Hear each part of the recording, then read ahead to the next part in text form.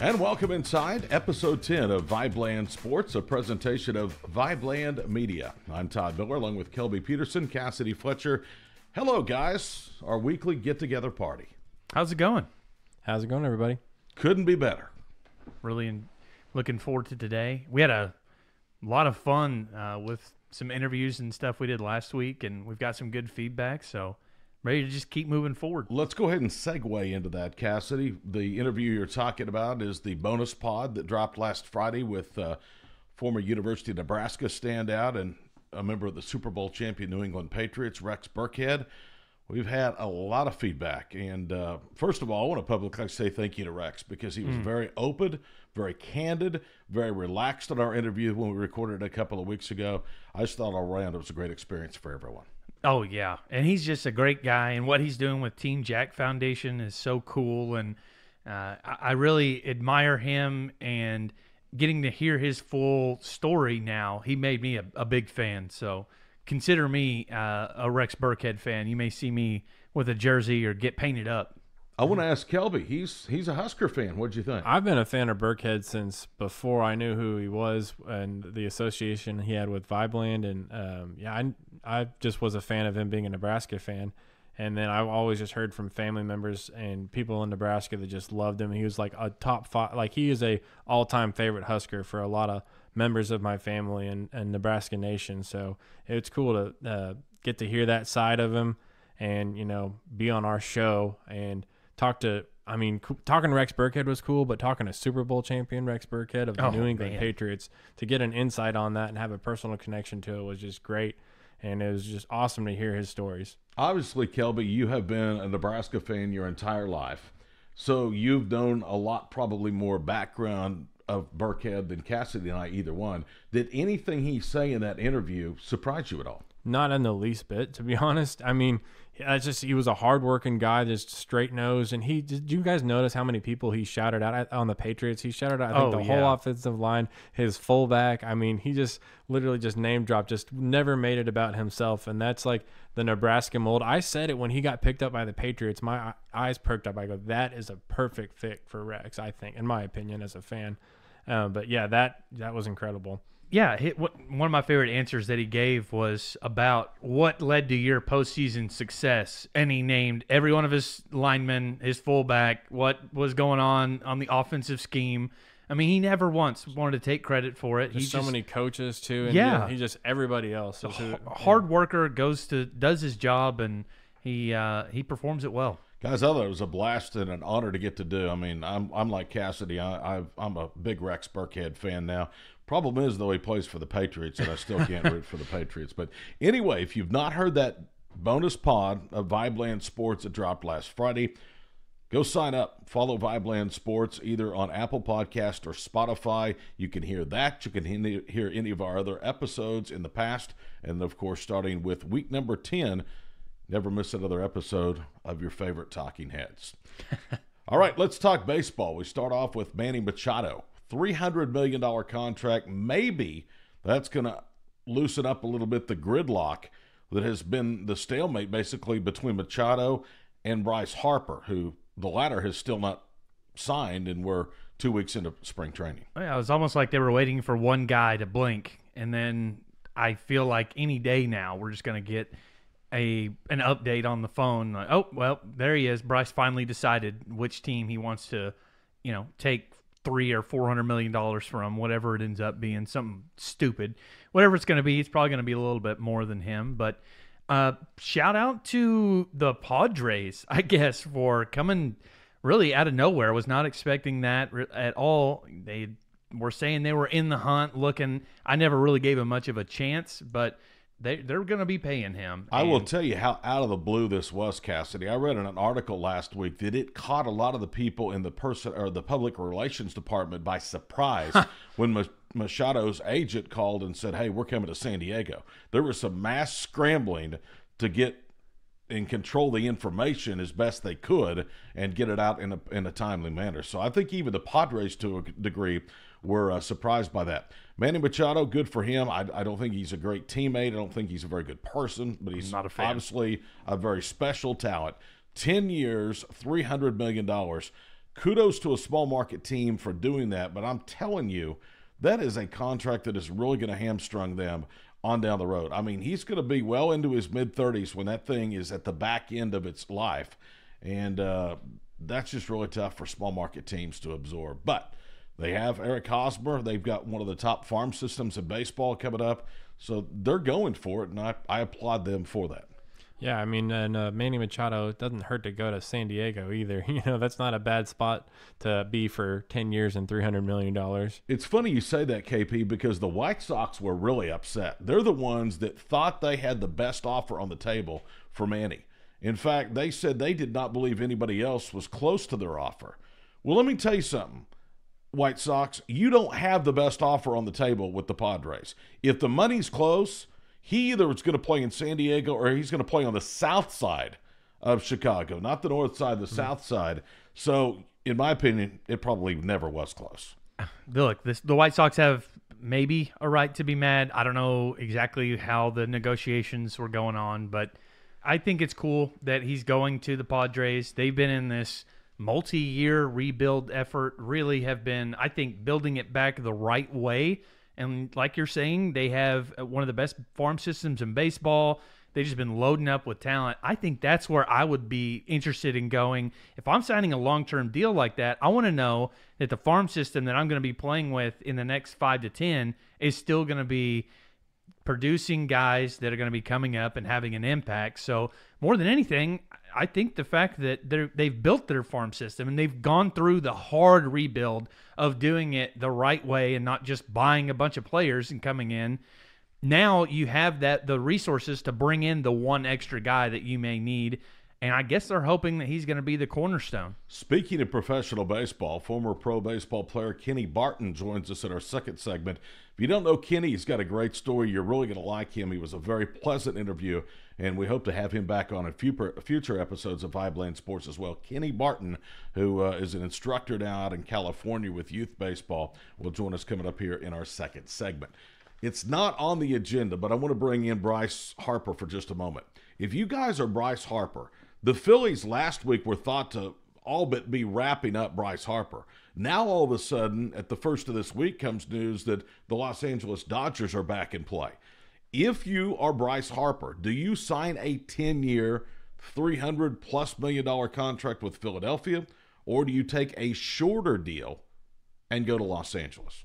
I mean, as an MLB fan, I want to see him sign. I mean, I even hate to say this because it's competition, but I want to see him sign with the Dodgers for a couple of years and go for it and go win one and see if he can win one, see if he's the missing piece for the Dodgers. They're so close and they seem to be a piece away. Go try it as an MLB fan, but as an athlete, if I'm Bryce Harper, which was your question, I'm going 10 million, 10 years, because when let's say I'm 29 and I have an off year and an okay year, that money isn't there anymore.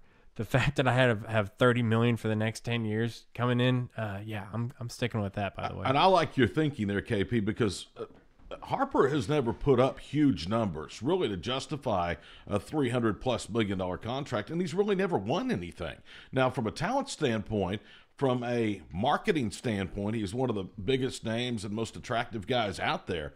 But, I think you take the money and the security long-term, because 2 or 3 bad seasons, you don't have another opportunity for this type of money. Yeah, and he's not coming off of a fantastic season either. It hasn't had a huge season yet. And guys, do you remember? I mean, he was the chosen one on Sports Illustrated. He was supposed to be LeBron of baseball, and I would say for a while it looked like he was going to be that. There's a lot of different talent in baseball, so it's harder to be a LeBron or a Tom Brady of baseball. It's possible, but I mean, he was, in high school on the cover of Sports Illustrated. I mean, kids were going to his travel games when he was in the 8th and 9th grade. I remember him rolling through Oklahoma, and my little 4th and 5th grade neighbor kids were going to watch Bryce Harper play 8th and 9th grade baseball here in Oklahoma. I drove 2.5 hours from Northwest Oklahoma to watch Bryce Harper play with Westbourne this summer. And I still say today, guys, that's one of the most phenomenal things I've ever seen. All these other kids are using aluminum bats. He is using a wood bat and literally knocking everything off the fence at Moore High School. He played one game, didn't play the second game of the doubleheader. I actually took that article, or that magazine of Sports Illustrated, the cover down there. I almost stalked the guy And if you haven't seen it, the next time you come to the house, I'll show it to you. He signed it. Oh, That's wow. cool. Yeah. So I do have that autograph, but man, he's a phenomenal talent.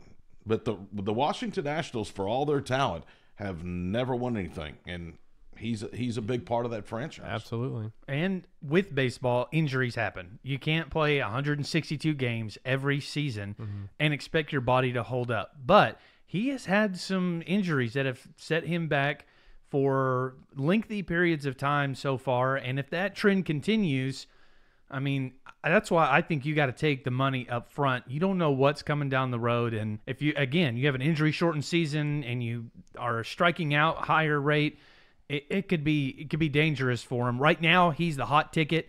I say take a team for as much money as you possibly can. Yeah, they certainly can reimburse it in marketing. There's no doubt about it. Yeah. But, anyway, all right, let's move on to the National Basketball Association. Of course, since we've last gathered, the season has resumed after almost a week-long All-Star break. KP, we'll begin with you. What's your thoughts on the first couple of games for all teams after the break? Well, I got to focus on the Thunder right now. I mean, I talk about that game on Friday against the Jazz. I mean, I thought to myself during that game that I was like, I voted for Giannis on our poll last week of who's the MVP at this midpoint in the season. I honestly, after one game, I think I changed my vote to PG. Watching him drop 40 again, hit that game-winning floater over the defensive player of the Which year. I'm still wondering how that happened. How was that? That was unbelievable. I think Pinto said it on the radio, dropping a rainbow and found a pot of gold at the bottom. I heard that call and was just like, that's beautiful. But, I mean, that was unreal. That shot, that setup, he split two guys. I mean, that was just to do that in double overtime after just putting it all on the line, guys. That's what it looks like. And that was unreal to watch. And then to see them again come out on Saturday. I mean, I was actually at that game and seeing stuff that you probably couldn't see on TV. The guys were just not getting back on defense. But I almost didn't bother me because of what an effort they put forth the night before. I saw a stat that came out right before that game started, and it said teams in the last 2 years that have come off on a double overtime game. Yeah, back to back. The second game they were 0-5. Yeah. So now 0-6 with the Thunder. I guess the only problem I had with the lack of energy, I know that they're humans, but I also know that they had been off 8 days. Yeah, this you're right wasn't about that, like Todd. they had played a stretch of an NBA schedule for 2 weeks and then had to do that. I just think it's typical of this team, guys, that they play to the level of their competition. And whether it's they have to be exceptionally good to beat a Utah team or any of the other heavyweights in the West or the Eastern Conference, they play to that level. Nothing against Sacramento. I hope Buddy Hield and the Kings make it into the playoffs, and they're playing well enough to do it right now. But they don't get the Thunder's attention like a Golden State, a Houston, a Philadelphia, a Portland, whoever. Or even the Jazz on Friday. Yeah, so that's the part that bothers me. I know they're human. I know we couldn't do it, but our bodies aren't trained the way theirs are, and you're not asking them to do that every day. They're coming off an 8-day layoff before they played the first of those back-to-back games. Yeah, and look, these first couple of games out of the All-Star break, I kind of just weigh them 50-50 anyways, because you've had eight days off, and it may take guys a little bit of time to get into rhythm. But after that double overtime game, everybody should have been clicking by then. I do think legs probably had something to do with it a little bit. But excuses aside, they have got to take care of business with teams that they have a chance to beat, knowing they have the hardest remaining schedule down the stretch in the NBA. You have got to beat the Kings when you have a shot at home. You lose enough of those, and you're going to watch yourself slip out of home court advantage. You're exactly right. And I've said this all along. I would much rather the Thunder have the closing schedule, KP, that they have than to play the easiest remaining schedule because, again, they play to their competition. Agreed. We just, like you said, the Thunder play to their competition all year long. Casady, you had mentioned earlier just about the guys getting in their rhythm. I don't want to get ahead of myself, but it looks like Russ might be finding that scoring rhythm, 40-plus in 3 straight games, guys. I mean, I hope to see more of that, but again, we just have to play. The Kings, did they not have our number this year? They did. I mean, 3-1 against us. 3-1, right? Yeah, That's unbelievable. But, I mean, like Cassie said, you got to win those games. And at the end of the season, Cassie, I think we look at those 3 losses and say, 1 to 2 wins maybe. I'm not asking for a 4-0 sweep. The Kings are a good team, and they've got some young talent. They're going to be for real. In years to come, I think they're going to be a problem. Funny you should say Russell Westbrook and his reemergence, because I thought the one good takeaway from the loss to the Kings was, forget about that he had scored 40 points against Utah. He played almost 2 extra periods to do it. He still didn't shoot the ball well. Against Sacramento, he did shoot the ball well. And you and I have talked about this many a times and just chit-chats, Casady, that can you imagine this Thunder offense if Russell Westbrook ever really starts getting remotely close to back to where he has been shooting the basketball in past years? Yeah, if he just shot at his historical averages, I mean, look what this Thunder team would be doing right now. The fact that they're able to go out and put up 115, 120 points a night on any defense that they're facing, and they've had like one hand tied behind their back with Russ just for some reason, whatever it is, was just in a funk on the offensive end. With the emergence of him now as a scorer, I can't even imagine what that's going to look like in terms of how much it's going to open things up for Steven Adams, how much more it's going to be almost impossible to guard now Russ and PG at the same time. One of those guys is going to almost always be in a mismatch. It's a great thing for this team, and he's still doing the other things well along with scoring. He's still getting his rebounds. He's still getting steals. His assists were down a little bit. Part of that was I think guys were just not hitting shots after immediately passing it. And he was getting a lot more look like hockey assists where he was making the right pass rather than just the pass for the assist. And so he's playing within the flow of the offense and performing at an extremely high level. Let's talk a couple of other things. The Thunder now, as the week begins, 4 games out of first, 3 behind Denver. And again, they play on Tuesday night against the Denver Nuggets. So they're either going to be 3 or 5 games back of second place Denver when this podcast drops. They're 2 games ahead of fourth place Portland to the west and 4 ahead of Houston, who had a surprising win last week going to Golden State, knocking off the Warriors without James Harden. I'll ask you this. Does that at all change your opinion, or should it change anybody else's opinion on the legitimacy of James Harden's MVP candidacy? That they went and beat the best team in the league on their floor without him. You try to not make a big opinion about one game in an NBA season. I understand. I feel like I am because I think you're right, Todd. I think you do consider that to go in because it's the Warriors. It's at the Warriors' home. It's after the All-Star break. Without your MVP, you go in and beat the best team in the NBA.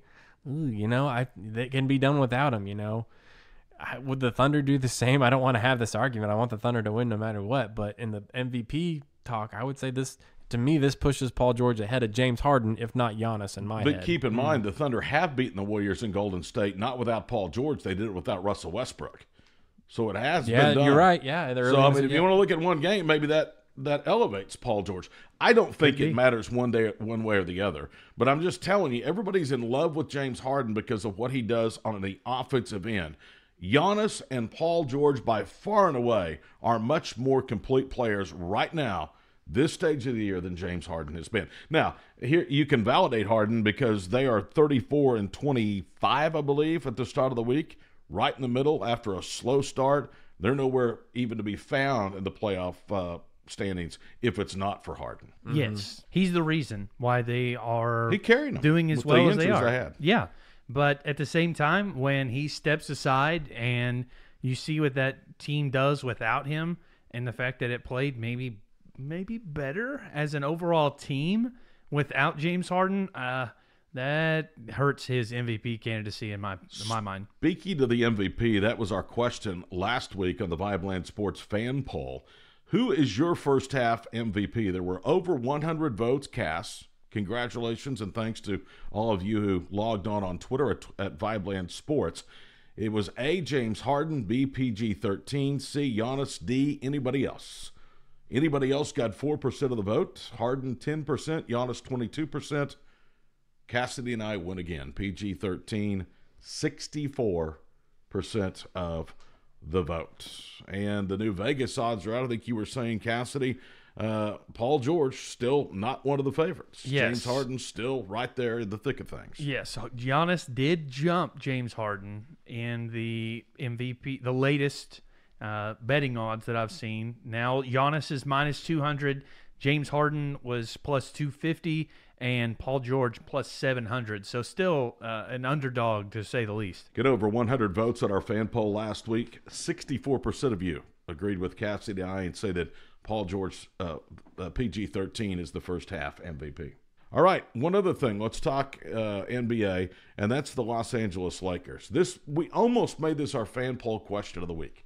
And we'll start with you, Kelby. The Lakers, I'm not sure now are going to make the playoffs. Last week I said I thought they would make the playoffs, but I am not convinced. That team is so fractured in the locker room because of the leak of the trade for Anthony Davis that supporting cast, you can tell they don't care, because a lot of those guys are on one-year contracts, and their mindset is, guess what? I've got to play for the name on the back of the jersey now, not on the front of the jersey, because I'm not sure I or any of the rest of you guys are going to be here next year. Is LeBron James at fault? He and his camp. Is it Rob Pelinka and Magic Johnson, the front office? Is it Luke Walton, the coach? Or is it the supporting cast? The reason that the Lakers right now are 13 games out of first in the West. They're 3 games behind the Clippers for 8th and only 2 ahead of New Orleans for 12th place in the Western Conference. Thoughts?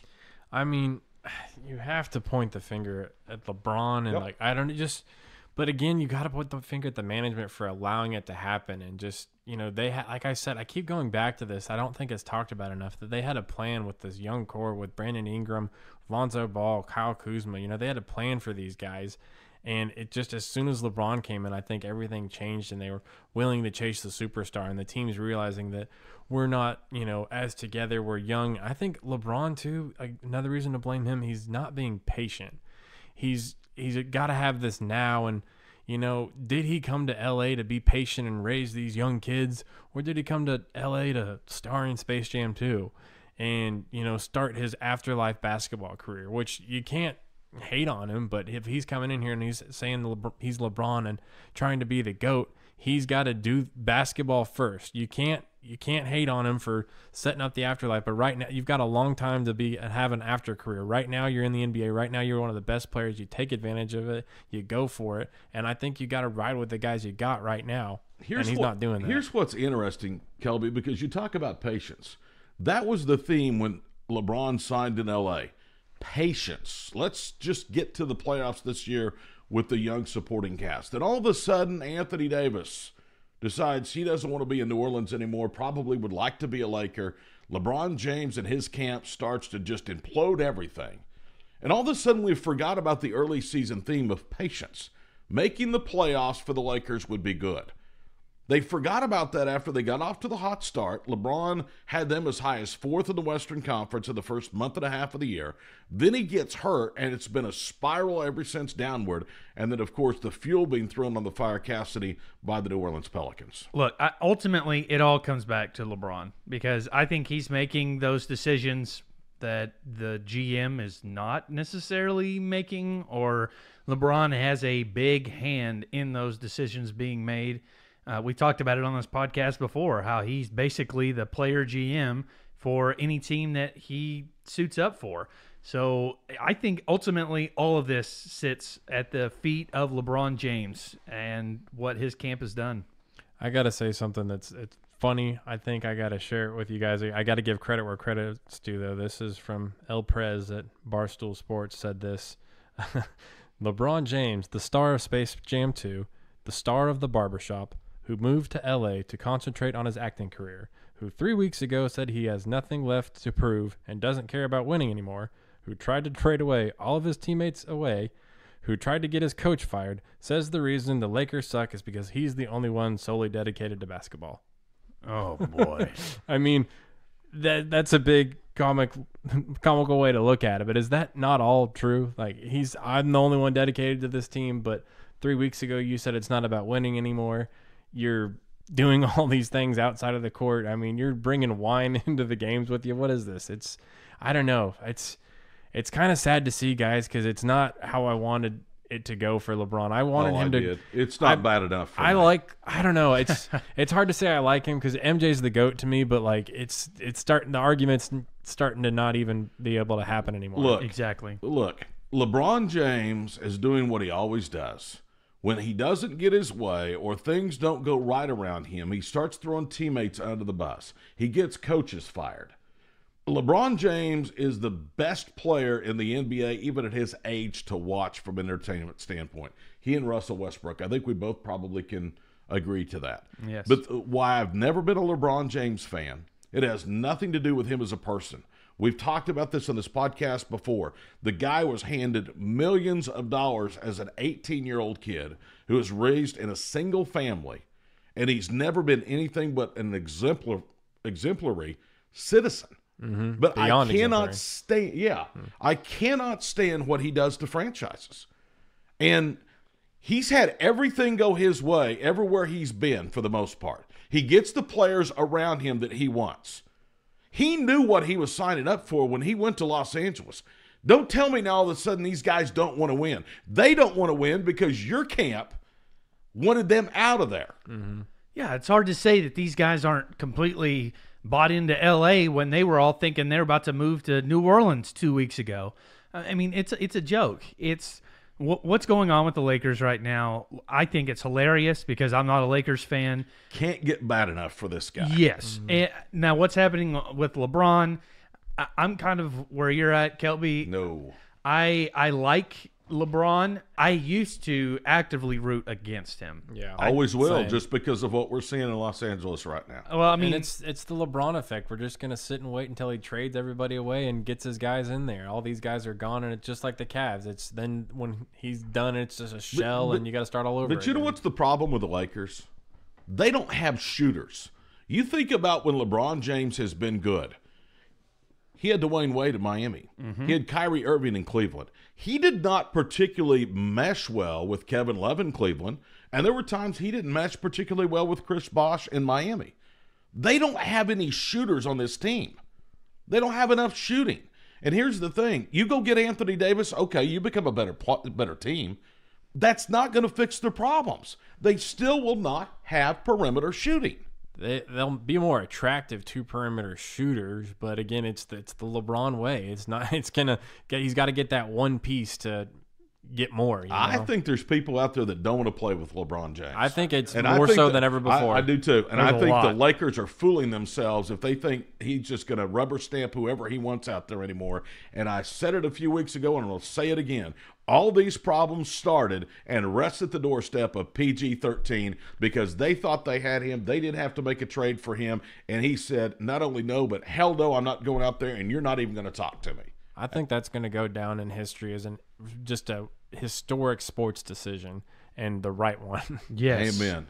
Amen. So, enough about that. Whew, my blood pressure. Speaking of a future pro, Zion Williamson goes down with an ankle injury on a really bizarre play. So weird. His shoe blew out the other night against North Carolina. Duke ended up losing to UNC. You had a very, very interesting take on this, Kelby, about how that might turn out to be money-wise in terms of a shoe deal, the best thing that ever could have happened to the guy. I think by Zion Williams, when his shoe blew up, that was the best thing that could have happened to his pocketbook than him continuing his dominance, running through the tournament, let's say Duke goes undefeated, Zion scores 30 every game in the tournament. That'll help his dollar amount. But that shoe blowing up, I think, was the most valuable thing to ever happen to him because Nike, Under Armour, let's say New Balance is in the game of shoes. Now, this isn't real, but they're in the game. Ask Kawhi Leonard. They're in the game. There's shoe companies out there. Adidas says, okay, well, let's say a ridiculous number. The Adidas, I think, pays James Harden $200 million. Let's make a ridiculous number for an 18-year-old, $200 million. Do you think Nike's going to let Adidas sign for $200 million? The first ad campaign is going to be that shoe blowing up. Nike has to go above and not just a little above and beyond any other shoe company that's going to offer him. because of that. They have to fix this. I mean, yeah, it looked bad. It wasn't like, if we're really thinking about it, Zion Williams is a different human being than what Nike shoes are probably made for. You know, they're PG designed them. They're designed for basketball players, but Zion Williams is not a normal person. When he gets his shoe contract, that shoe will be made for him, and it'll never happen again, no matter what shoe it is, I bet. But again, another point I wanted to point out about that shoe blowing up is that that was his shoe apparently all year long. Yes. It was a worn shoe. It wasn't a brand new right off the shelf shoe. Which blew my mind. I Yeah. didn't know those D1 guys at those programs. I thought it was like the NBA. I thought it was too. Yeah. And apparently it's not. Like you would think it was. Times are tough for the Dookies. Yeah, I blew my mind to find that out. I'll say this. If he wanted a new pair of shoes at any point, he could have had a new pair of shoes, period. He liked those shoes.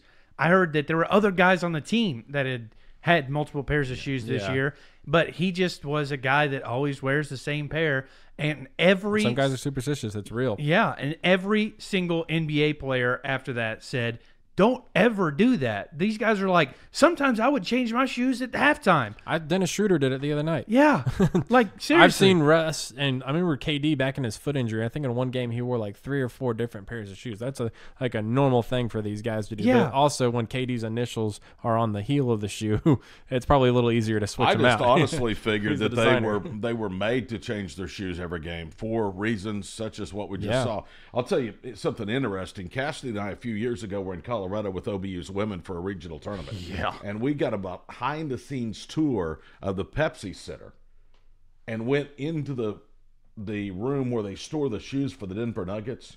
It looked like a Nike factory. Oh, wow. You cannot believe the amount of shoe boxes that were in there. Crazy. And I know it's different, the NBA to Division I, but probably not as different as you think at a program like Duke. No, and I'm going to tell you that there were no less than 1,000 pairs of shoes in this room, and that may be lowballing it by a lot. Yeah, because that's all we saw. Yes, it was floor to 5 guys, ceiling. right? 5 Yeah. guys that start. I'm just kidding. Yeah. There's more than that. It's I mean, it was so stacked that they had to have the sliding file cabinets because they couldn't, if they had them all on shelves next to each other, they didn't have a big enough room Oh for my it. gosh. It was nuts. So I know that these guys, anytime that they want a new pair of shoes, they just point at somebody. There's probably a shoe guy, and he just walks over and hands it to him. I don't think it's all that different at Duke either. I'm sure it's not. So that brings us to our question. The question, KP, that has been talked about on every media outlet since that incident happened.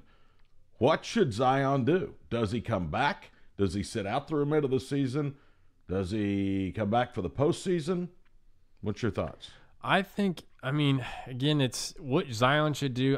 Like I said, he's going number 1 overall. We were talking about this earlier. Let's say the worst thing happened on that shoe blow. Let's say he blows out his knee. He's out of basketball for a year. I think you're a fool if you're an NBA team and you still don't draft him number 1 overall. I think it would be a foolish mistake. Whoever gets number 1 draft is taking Zion, and you're a fool not to, even if that happens. So having said that, for Zion's future, again, as a fan, God, I want to see him to play the rest of the year and play the tournament. But I think if I'm Zion, the reason I'm in college this year is, 1, because I have to be. 2, you came to Duke. May as well make some memories. Let's be a Duke guy. Let's be one of the legends. Let's go down in history. So if I'm him, I kind of probably chill out for a few weeks, and then I start playing in the tournament and make some memories, go on a run and win a national championship, hang the banner, and have that memory for the rest of my life and do it right. And it just builds on your legacy, because he could be one of the greatest ever, I think. And to just start with that legacy, I mean, LeBron doesn't have an NCAA championship. Jordan does. I mean, look at that. LeBron didn't play in NCAA, but there's a lot of greats that don't have that. And I think to have that on your resume would be really impressive for him. I think there's one reason he went to Duke, and that is he didn't need the exposure to get to the NBA, Casady. He went there to win a national title. And I think if he doesn't come back, to me, that's selfish, because he's got tons of insurance, that's going to take care of him in the off chance that he falls a few slots in the draft. And I just think you're letting your teammates down. I don't think that's a very competitive thing. This is not a serious injury. If it were a serious injury, that completely changes the discussion. But look, I'm with Kelby 100% on this one. I don't think there's a whole lot of value left in him still competing in the regular season. Season's getting very close to winding down. Whatever. If he wants to come back for the ACC tournament, Yeah, because you great. want to get your legs Which under is you. what I think Yes, you should do. Yes, and if you want to come back for the postseason, that is, I think, the route that he should take. Go ahead and have as much rest as you need. Don't rush back, even though it is a minor injury. You don't want this thing affecting you when you're playing, your third game in 4 days in the ACC tournament. So get healthy and come back in the postseason. Try to win an ACC tournament. Try to go win a national championship. That's our thoughts. Now, we want to hear from you on our VIBELAND fan poll of the week question. It is, what should Zion Williamson do? A, play for the rest of the season. B, set the remainder of the regular season and postseason. Or C, sit until the NCAA tournament. So those are the answers. We hope you will log on and follow us at VIBELAND Sports on Instagram and Twitter. And, of course, participate in our weekly fan poll questions. Coming up, we're going to talk professional baseball. Kenny Barton will join us from California. Got an interesting story. We think you'll enjoy that interview when we return next. This is VIBELAND Sports, a weekly presentation of VIBELAND Media.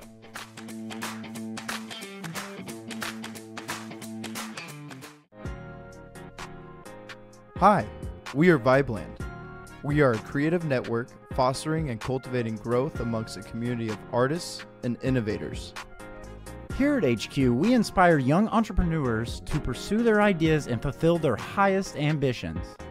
From producing albums to shooting multimedia content to our involvement with various charitable organizations within our local community, we seek to empower and spread knowledge through open source innovation.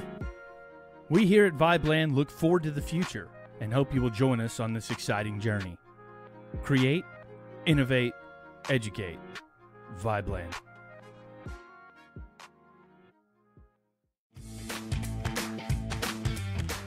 Welcome back to our interview segment of episode 10 of VIBELAND Sports. I'm Todd Miller. Today we talk baseball with minor leaguer Kenny Barton, who also had a small taste of Major League Baseball. Kenny, of course, lives out in California. And, sir, thank you so much for taking time with us here on VIBELAND Sports. Todd, thank you very much, and all the guys over there. It's good to talk to you today. Well, you had quite a run, 5 years, minor league baseball. Actually, bumped noses, I guess, with Major League Baseball. Tell us a little bit overall about your career. Well, basically, like anybody else, growing up in California, it was baseball pretty much year round, which we do here. It's the weather's so nice here, obviously, as people know, but baseball, like I said, within travel ball, little leagues, even now, things, it's just a baseball atmosphere year round. And I started at a young age. I was 8 years old, and it's kind of funny because nowadays, second baseman with Cincinnati, Brandon Phillips, I was watching an excerpt on the MLB channel a couple months ago, and he was talking about, what was the most important thing they asked him that you would do to tell kids how to get ready to play baseball. And he said, I would use a tennis ball and throw it against the wall. And I said, that was kind of funny because I'd done that since I was 8 years old. And I said, it's funny how things come around. But basically grew up in the East San Diego County area, and then played high school ball like anybody else. Wasn't really a standout. Made the second team, all conference team. Went on, played junior college ball. First year even sat the bench, and then didn't play. And then second year got the start at second base, and then did really well, and enough that I started to get noticed a little bit. Then went on and played for another team in the off season that was run by John Cunningham out at University of San Diego, and it was an all-star team that I wasn't even invited to train or to try out for. And by chance, I showed up in a pair of Levi's in the dugout with a friend of mine that was going to USC, and he said, "Just come in the dugout. You just sit there." And so I said, "Well, I'm fine with that." And so everybody else was in their baseball pants. I had Levi's and a pair of tennis shoes on and a T-shirt. And Coach Cunningham said, "Hey, do you want to? What are you doing here?" And I said, "Well, I'm just kind of here. I want to just observe." He says, "Are you looking to make the team?" I said, "Well, I'd love to, but I wasn't invited." He said, just kind of hang tight. And he says, at the end of the tryout, I have a spot for you, or time where you can get an at bat. I'll throw you in there. I said, "That's fine, Coach." So the tryout went on, and after a couple hours, and then all of a sudden he looks over from the third base coaching box and says, "Hey," he said, "grab a bat, Kenny." And I said, Me? And he said, sure. And I said, okay. So I went over to the bat rack, grabbed the bat, went up to the plate, and being a switch hitter, I usually hit left-handed, but there happened to be a left-hander throwing for the tryout. And I'm thinking, oh my gosh, I'm never going to make it through this whole thing. This will be the end of my day. Well, he threw a 59-foot curveball and it bounced in the ground. I threw the bat after looking down at the coach. He'd given me a hit and run. And so I just threw the bat at the ball and it made contact. So I ran to first. After that, the coach said, okay, everybody, thank you so much. He said, go eat lunch, come back to the stadium in a little bit, in about an hour. He said, I'll post the roster. So after not even making the team or even getting asked to be on it, we went away, ate lunch, came back with my friend that went to USC, and I'm standing up at the top, and he says, come down here, come into the dugout. I'm standing at the top of the steps. He said, my friend said, come down here. And I said, for what? He said, just come here and look. So I went down the stairs, looked, and on the last name on the kept list was mine. Wow. And he said, everybody else, thank you so much for trying out. He said, we appreciate it. I appreciate it. He said, next year come back and maybe give it another shot. So I sat there, and Coach Cunningham came over to me after, and he said, you know why I kept you? And I said, no, sir, I don't. And he said, well, you did what I asked you to do. And I said, well, I appreciate that. And he said, welcome to the team. At that point there, not even making the team, I ended up not only making the team, but being the all-star leading hitter and everything else that went along with that, most valuable player of the team. And then ended up starting getting offers. Then you start seeing the scouts coming from high school or from colleges, from the pro level, showing up, and you're thinking, I know who they're there for. And it's a humbling experience. It really is, Todd. And I think that you look at something like that, and this game is so mental that when you start achieving and growing into what you think you could be at 8 years old, playing every day with a tennis ball against a wall or hitting wiffle balls or doing what you do, you realize that there's a future there. And so I had gotten scholarship offers from Arizona, Washington, and then when Augie Garrido was alive here at Cal State Fullerton, he had called and said, I'd like you to be my second baseman for Cal State Fullerton and be a Titan.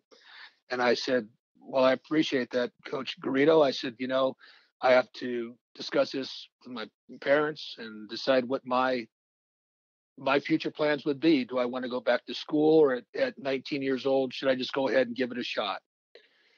So, and that's the one thing I think now, Todd, that I do is I tell kids, make sure you go to college, because you never know, what can happen in the game. Nowadays, most of these contracts they give these guys include a college option if they don't make it into pro ball.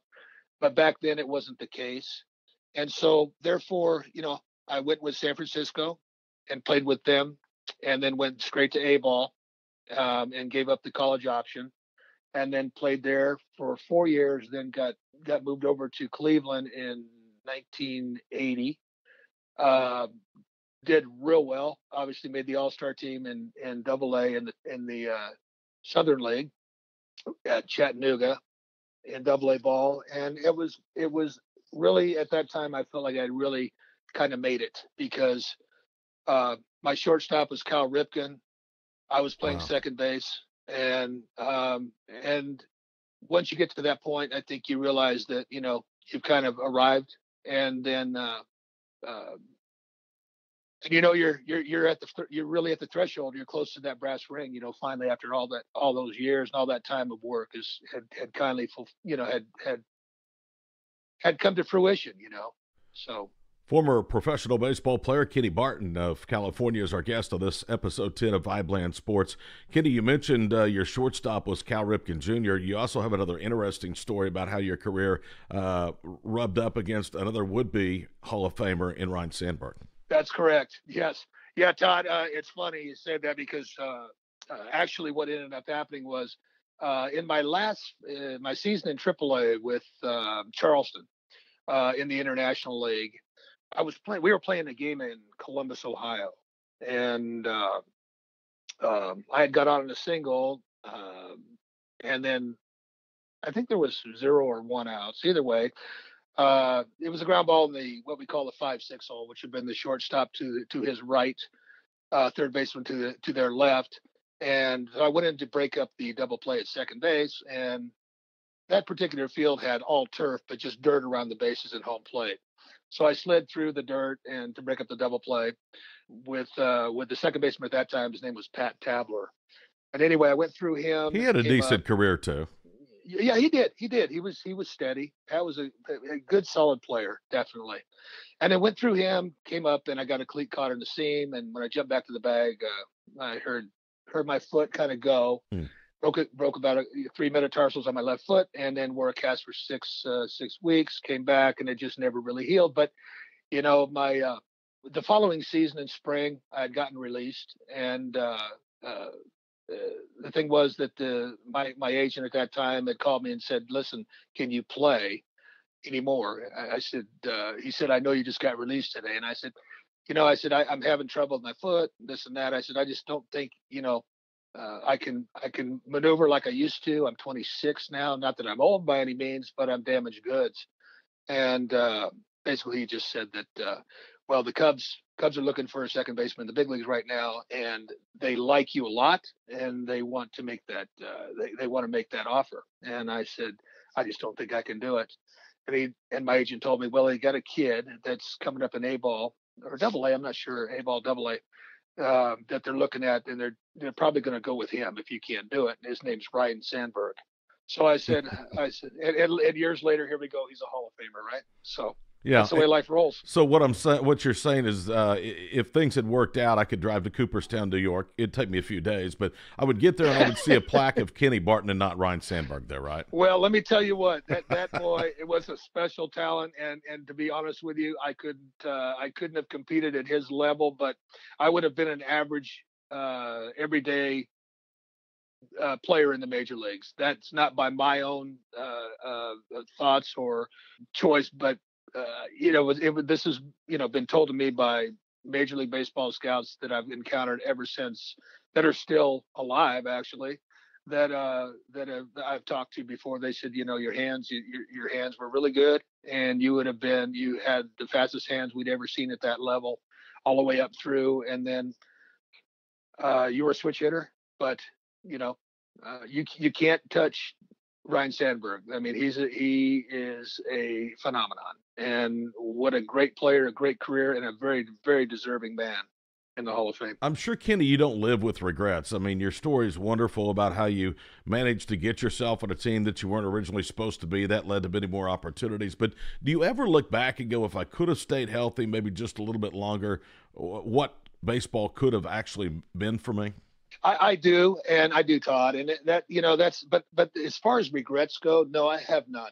I think that I gave everything I had, while I was on the field, and that's that's about all you can do. I mean, there wasn't a time where I felt like, and when you're playing in the minor leagues, 140 games in a season, you get tired. Especially in July and August, and I played in all 3 AA leagues. I played in the Texas, Southern, and the Eastern League. And all 3 had their own challenges. But at the end of the day, you're talking about humidity, heat. You're not eating well, and coming up, you're living with. My first year, I made $5 a day meal money. Lived with 5 guys in a home. And, it's a grind. It was a grind, but there's nothing I would look back and say, if I had to do it differently, would I have, once I started playing professional baseball, because I did everything the way I wanted to do it. Many things are out of your control. You don't have the control of the movements, of the upper echelon of each organization. That's their choice. And, but on the other side, when you're on the field and you put on the uniform and you walk across the lines, run across the lines, you're ready to go every night. I want to revisit minor league baseball here in just a moment, but I want to backtrack on something. You said that your advice today to kids would be go to college and then go to professional baseball. Do you wish that's a route you would have taken in hindsight? In hindsight, Todd, yes. I think if I would have had a regret that you spoke of before, it would have been just that. I would have said, maybe I should have went coming out of junior college, gone, 2 years to Fullerton, and then maybe the draft level would have been, increased, more money would have been on the table, and maybe had a better option, to get to the big leagues faster than being a free agent, which I was. So I think that overall, if I had one regret, that would have been it. Yes. Kenny Barton is our guest on episode 10 of VIBELAND Sports.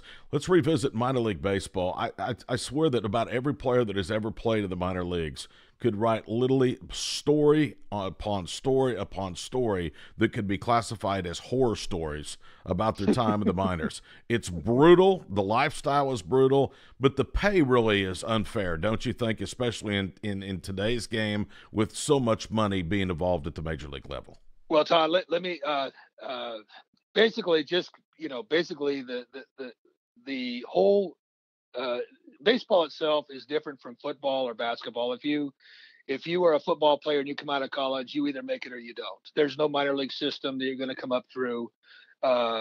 Baseball is a unique and sometimes and really unfair in a lot of areas sport, in that you start out, most start out in a rookie ball environment. You've got to go through rookie, single A, double A, triple A, and then get to the big leagues, where at that point, that's when you make your money. I mean, now in the salary in general in Major League Baseball, the minimum salary is $490,000 a year. Mm-hmm. Back when I was playing, it was $19,000 a year, and the major league average was $51,000 a year. So, and when you look at today's athlete, and especially professional baseball, what these guys are making now is grown more than 2,000% since 1976. But the minor league salaries have increased just 75% in the same time frame. When you look at that, and the thing about it is fast food workers typically earn between $15,000 and $18,000 a year. And so you're looking at those people making about 2 and 3 times as much, and a minor league season's about 5 months. So most minor league players are earning less than half as much as fast food workers, and earning between $300 and $7,500 maybe for a 5-month season. It's hard. You're not getting much on the road and the buses to travel. And in low ball, everything's by bus. The only time my first airplane ride was when I got to AAA. The cities are expanded a little bit farther from each other, but still, you're flying most of the time. And it's hard because most of the kids at 20, 21 have wives or children that are at home, and they're traveling with them. And on a limited income like that, when you're talking about $3,000 or something like that, a month, and that's at the high level. I mean, the first year A ball, I made $500 a month, and now it's $1,200 a month, and AAA averages between 2,000, maybe 2,500 a month. So to support a family and to travel, it's just hard. I mean, you're really looking towards. You're not going to make any money until you get to the big leagues, as they say, and so you just better keep grinding it out and working as hard as you can to get there. And don't you agree when I make this statement that teams can get by with paying that type of money in a game that does have a lot of money, especially at the top, because young men are willing to do whatever it takes to keep that drive, that dream alive? Absolutely, Todd. Absolutely. It is because it's amazing. Most of the people that are in the stands, as you come up through rookie ball, A ball, double A, triple A, they don't see that. They see a professional baseball player, in their small town, coming up through, and they don't look at it as, well, this guy only makes $500 a month. He makes less than I do, and I'm in a minimum wage job. But it's that notoriety, I think, that the people that go to games and watching the stands, because of course minor league baseball they don't charge as much to get into, and therefore it's affordable for all family members to go see.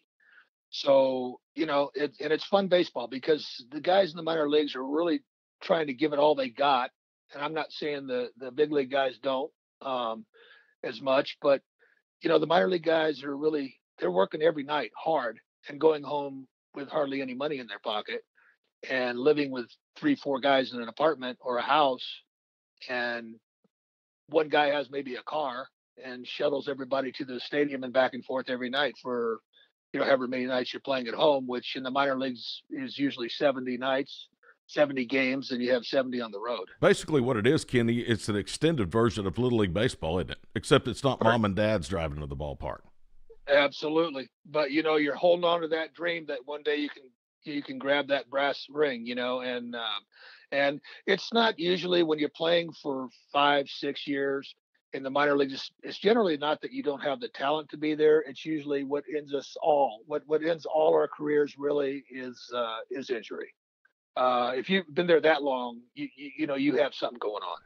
Well, I've seen games at all but 3 major league stadiums. Multiple times we've seen every team in Major League Baseball, and why I love it, my favorite level of baseball is minor league because, as you mentioned, it's family-friendly, it's very affordable, and you don't have guys playing for that next big contract. They're playing for that next game, that next month, that next promotion, and yes. I think there's a lot more passion there. Yeah, absolutely. When you start, I think when I went out my first year, I got a $1,000 bonus. Then I got a $2,000 bonus, I think, when I reached AA, and then about a $3,000 bonus when I reached AAA. And then again, if you get to the big leagues, if you're on the 40-man roster, then that's the 25 plus 15 other guys that have the option of taking, as receiving a prorated salary of that amount. The minimum salary of now is $490,000. So, back then it was not even close. It was pro rate of $51,000. So give me a good minor league story, whether it's a good memory or bad memory for you, because I bet you've got bunches of them, and we probably could fill every episode of VIBELAND Sports from now till the end of the year with stories. Oh my gosh, good question.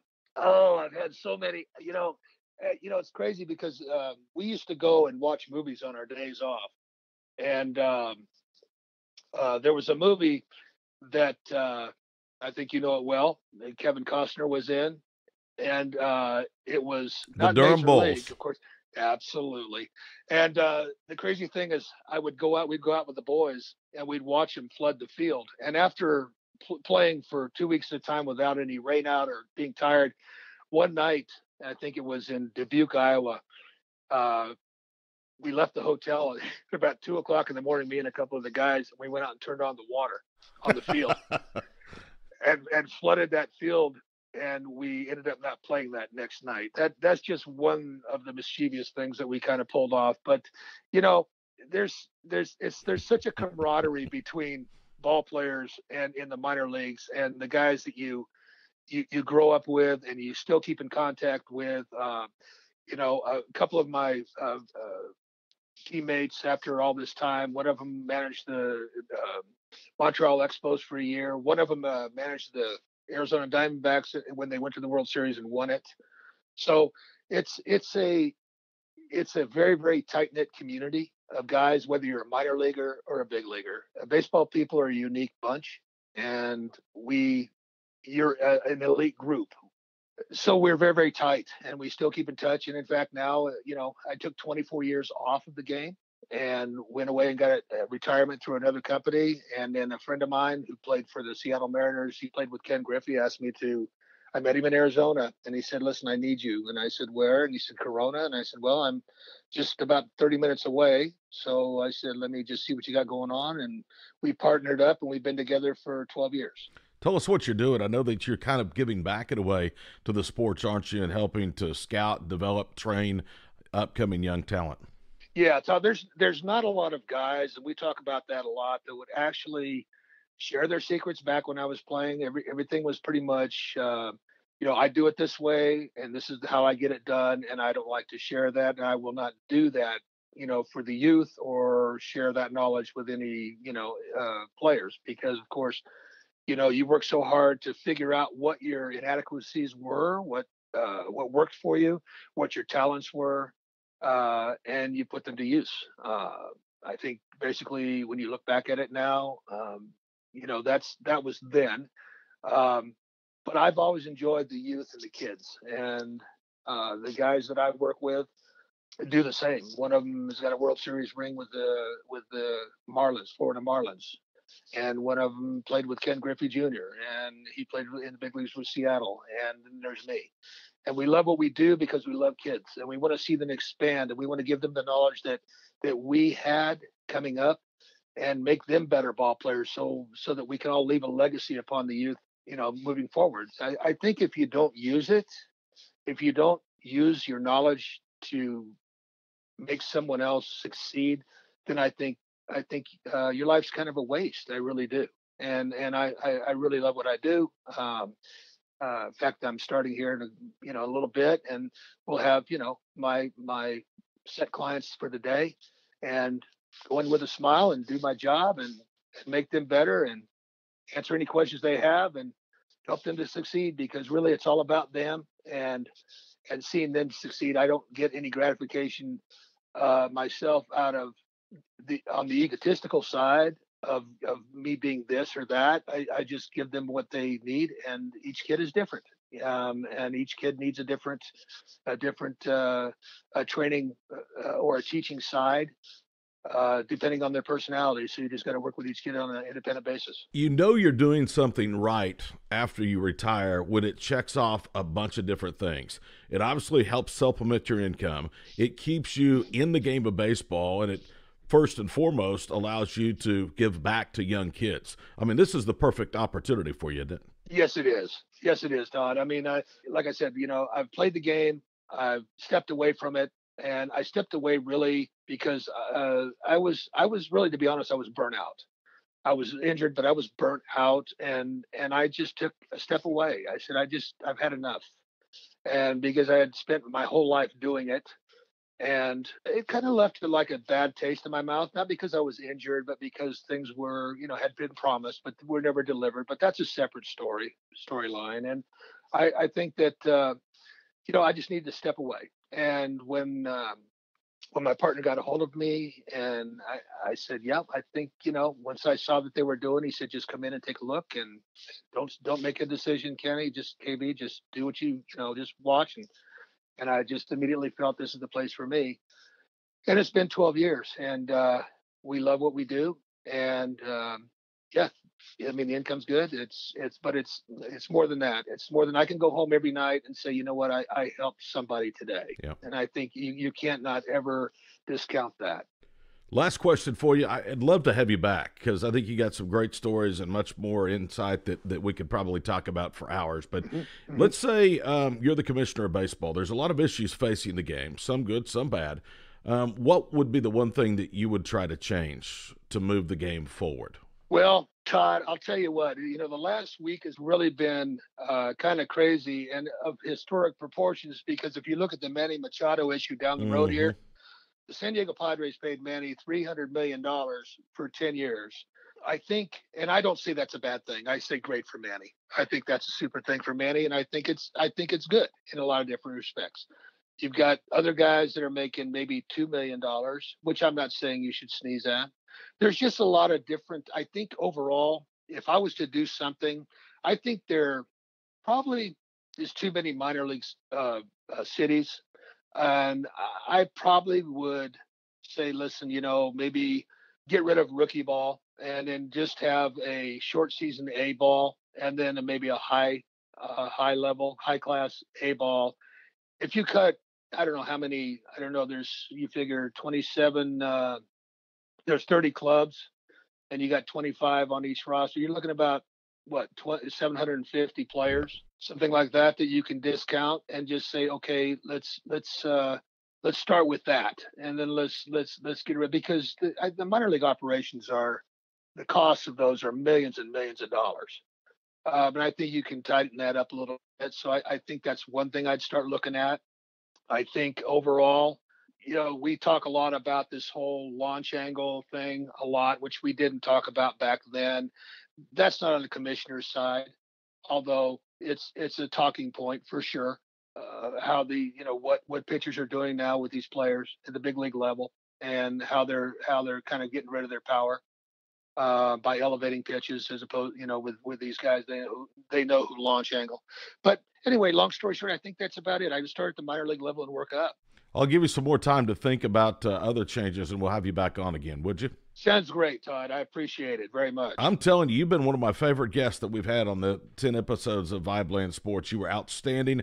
Thank you so much. Now get to your other job. How about that? Thanks, Todd. I appreciate you. Y'all have a good day and stay warm over there in Oklahoma. All right. Thank you very much. Former professional baseball player Kenny Barton visiting with us on episode 10 of VIBELAND Sports. We'll be back to wrap it up in just a moment. Get a big thank you to former professional baseball player Kenny Barton. How about that story, Casady, about he and Ryne Sandberg, how vastly different career paths could have been. Not as Kenny said, he probably was ultimately going to supplant Sandberg at second base, but wouldn't that have been a story for the ages just for he and his family? Oh, yeah. Very, very thankful for him coming on and sharing all of his stories. He had some really great and some really cool stories, and I'd love to get him back and just talk about some of the craziness that happens in minor league baseball. I think he's got some great stories. You could tell the one that he told, he just came up with that about as quickly as he possibly could. There's got to be some great ones. And I mean, he played at all levels of minor league baseball, so he's got great stories. We thank him again for coming on, and hopefully we'll get Kenny back on in the very near future. Mr. KP, you got anything for us in closing? You know, guys, I'm excited to see. Again, this is going to drop Wednesday, so that's what happened yesterday with the Thunder. I'm excited to see the result of that. Next week, will we have Bryce Harper? Will he have a team? Will the Phillies finally get it done? Will the Dodgers grab him? Where's he going to go? Let's see what happens this week in sports. I'm ready. Anything for you? No, I'm probably just going to be on Harper Watch, watching as much preseason baseball as I possibly can.